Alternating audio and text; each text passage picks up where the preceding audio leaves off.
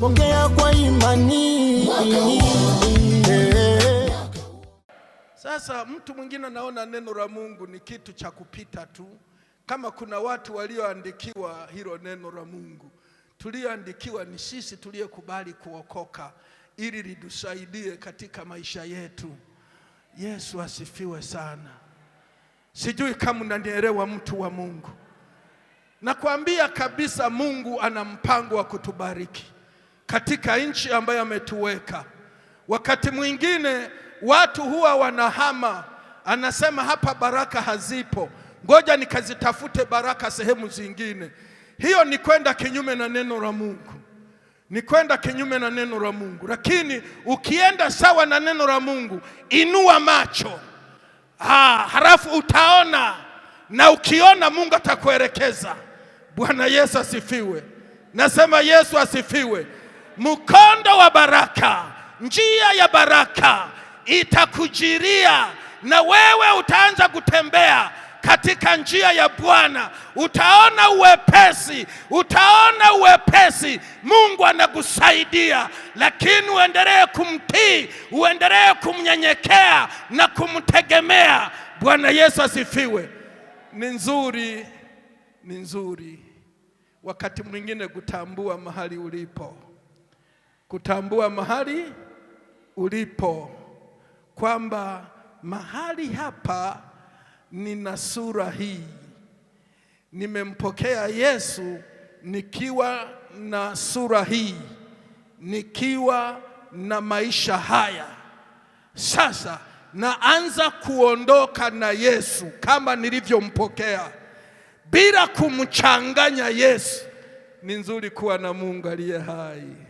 Hebu mwambie jirani yako, ni nzuri kuwa na Mungu aliye hai. Mwambie jirani yako, ni nzuri kuwa na Mungu aliye hai. Mwambie tena, ni nzuri kuwa na Mungu aliye hai. Sisi Waha tunasema sengiyumva, yani omba naye sikia. Ni nzuri kuwa naye Mungu aliye hai, ambaye ukiomba anasikia. Ni nzuri sana. Ni nzuri sana. Bwana Yesu asifiwe. Huyu Mungu hataki achanganywe, maana agano lake ni agano la kweli. Ni agano la kweli. Yesu asifiwe. Sijui mtu wa Mungu kama umeona kitu. Kama umeona kitu, kama umegundua kitu katika sura hiyo.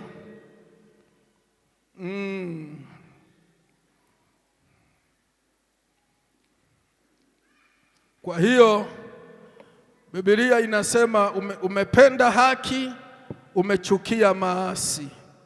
Umependa haki, umechukia maasi. Ni muhimu sana kuchukia maasi. Ni muhimu sana kuchukia maasi. Fungua Mwanzo 28.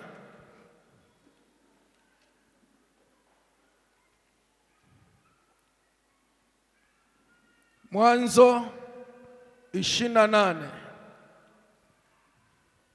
Mwanzo 28. Mstari wa 10 mpaka mstari wa 15.